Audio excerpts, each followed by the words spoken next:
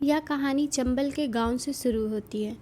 चंबल में एक गांव है बिलगांव। उसके बारे में आप सभी ने सुना होगा। चंबल की घाटियां जो हैं वो डाकुओं के लिए फेमस है। उसी गांव में से एक लड़का रहता था जिसका नाम था मनोज शर्मा। मनोज शर्मा इस फिल्म का मेन लीड होता है।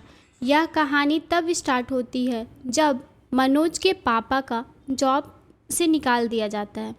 मनोज के पापा बहुत ही ईमानदार थे, बट उनके सीनियर ने उनसे कहा फाइल पे साइन क्यों नहीं हुआ। मनोज के पापा ने जवाब दिया कि ये काम जब हुआ ही नहीं तो साइन मैं कैसे करूं, ये फर्जी काम मुझसे नहीं होगा। और उसी समय मनोज के पापा का गुस्सा देखने लायक था।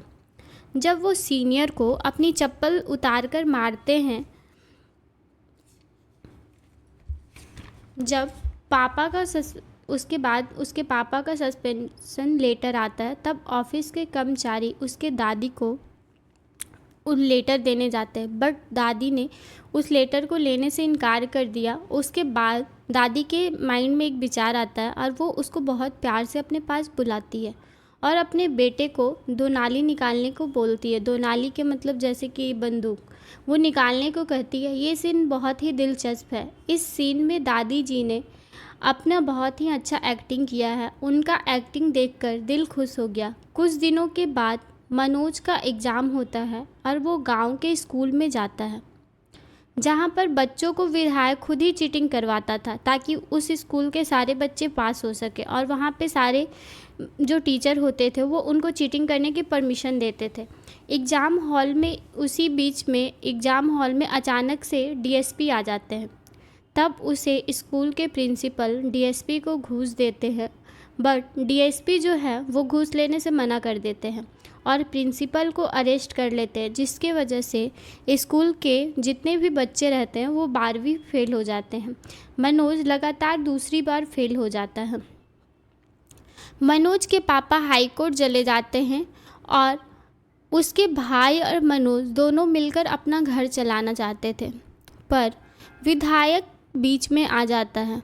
विधायक के जो कुछ आदमी थे वो एक ट्रैक्टर चलाते थे जिस पे सारे मज़दूरों को लेकर इस गांव से दूसरे गांव, उसके बीच में जो भी किराए लगते थे उनसे उनका गुजारा हो जाता था। बट विधायक के जो आदमी थे वो ये नहीं चाहते थे कि वो लोग काम करें, इसलिए वो लोग बीच में आ जाते हैं।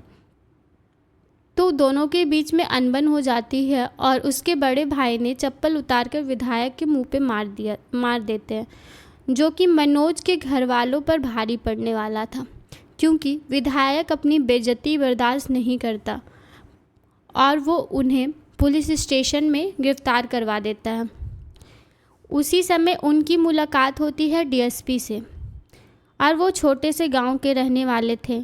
मनोज का ख्वाब जो था वो बहुत बड़ा था और उसके ख्वाब जैसी की तैसी हो जाती है। वो 12वीं पास करके जो चपरासी की नौकरी करना चाहता था, लेकिन इसी बीच उनका जो मिलन होता है एक डीएसपी अधिकारी से होता है जो कि बहुत ईमानदार है।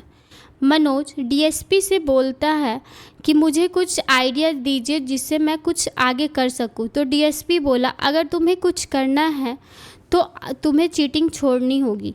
ये ईमानदारी को देखकर वो मनोज को अंदर से झकझोर देती है। मनोज डीएसपी की अधिकारी की ईमानदारी से बहुत प्रभावित होता है और वो अपनी ज़िंदगी की दिशा को ही बदल देता है। पहली बार मनोज से कोई कहता है कि चीटिंग करना अच्छी बात नहीं है। ऐसा इसलिए होता है क्योंकि उसके गांव पे जो विधायक थे वो हमेशा उसे चीटिंग करने के लिए ही बोलते थे और उन्हें यही बताया जाता था कि चीटिंग करनी अच्छी बात है, तब जाके वो पास करते थे। और पहली बार जब डीएसपी से उनकी मुलाकात होती तो वो उनको बताते कि चीटिंग करनी अच्छी बात नहीं है, तो वह उस बात को ना गांठ बांध लेता है। लेकिन मनोज तीसरी बार बिना चीटिंग किए हुए 12वीं की परीक्षा देते हैं। वो उस स्कूल में सारे लोग चीटिंग कर रहे थे, बट वो 12वीं पास करने के लिए वो बिना चीटिंग के देता है और वो 3rd डिवीज़न से पास होता है। 12वीं पास और वो 3rd डिवीज़न से 12वीं पास भी करता है और अपनी बीए की परीक्षा कंप्लीट होने के बाद, बीए की परीक्षा में 2nd डिवीज़न से पास होते हैं और वो कंप्लीट होने के बाद अपनी दादी से वो कुछ जमा पूंजी लेते हैं। जमा पूंजी उनकी दादी उनको देती है और वो पीसीएस करने के लिए ग्वालियर चले जाते हैं। पर ग्वालियर पहुंचने के बाद उनको पता चलता है, जब वो बस में ग्वालियर की बैठते हैं, जब ग्वालियर पहुंचते हैं तो उनका सामान जो रहता है वो चोरी हो जाती है और पीसीएस भी वहाँ पे बंद हो जाता है। वो ग्वालियर जाने के बाद पता चला कि पीसीएस यहाँ पे बंद हो गया है और मनोज के पास 1 रुपये भी नहीं होते कि वो वापस भी जा सके या फिर कुछ कर सके। और उसे बहुत तेज़ की भूख लगी होती, 1 दिन नहीं, 2 दिन नहीं, आखिर तीसरे दिन उसे भूख बर्दाश्त नहीं हुई। वो एक भोजनालय के बाहर बैठा हुआ रहता है और उसे भूख बर्दाश्त नहीं होती है। तब जाके वो वहाँ के मालिक को बोलता है मुझे खाना मिलेगा, तब जाके वो मालिक उनको खाना देते हैं और उसके बदले में वो बोलता है कि मैं काम कर दूँगा यहाँ पे। लेकिन मनोज की जो ज़िंदगी थी वो उसकी परीक्षा लेने की ठान ली थी और वह दिन ब दिन मनोज का जो सफ़र था वो और कठिन हो रहा था। उसी भोजनालय में उसकी मुलाकात एक लड़के से होती है जो कि वो भी पीसीएस करने के लिए ग्वालियर आया हुआ था, बट पीसीएस बंद होने की वजह से फिर वो दिल्ली जा रहा था। तब मनोज को वो बताता है कि मैं यूपीएससी की तैयारी करने के लिए दिल्ली जा रहा। तो मनोज को यूपीएससी का यू भी नहीं पता था, फिर भी वो बोलता कि मैं आईपीएस बनूंगा, मुझे भी दिल्ली जाना है। फिर उस लड़के के साथ चला जाते हैं दिल्ली और अपने यूपीएससी की तैयारी करने लगती है।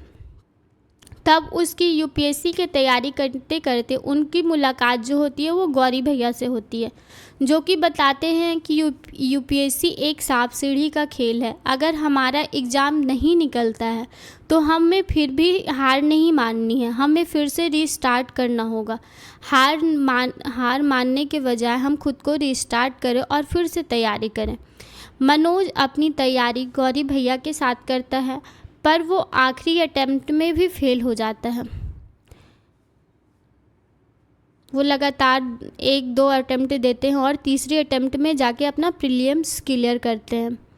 तब मनोज ने अपना गुरु बदला और मनोज अपने यूपीएससी का लाइफ को रिस्टार्ट किया और एक दिन मिले गुरु दीप मोहन से, जो वहाँ के यूपीएससी टॉपर थे। उनसे उनकी मुलाकात होती है, जो कि इंग्लिश मीडियम के स्टूडेंट थे।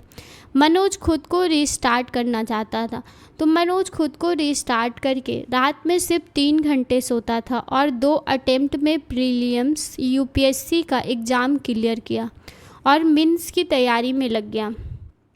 उसी बीच मनोज की मुलाकात होती है श्रद्धा से, जब वह लाइब्रेरी में काम करता था और उसके लाइब्रेरी में काम करते करते उससे जो कुछ पैसे थे वो बचाकर अपनी मेंस की तैयारी के लिए वो एक इंस्टीट्यूट में जाता है, जहाँ पे उसकी मुलाकात श्रद्धा से होती है, जो कि यूपीएससी तैयारी करने के लिए आती है और दोनों की मुलाकात वहीं पे होती है। और उसी के बीच फिर श्रद्धा उनसे मिलने के लिए लाइब्रेरी आती है और उन दोनों की दोस्ती हो जाती है।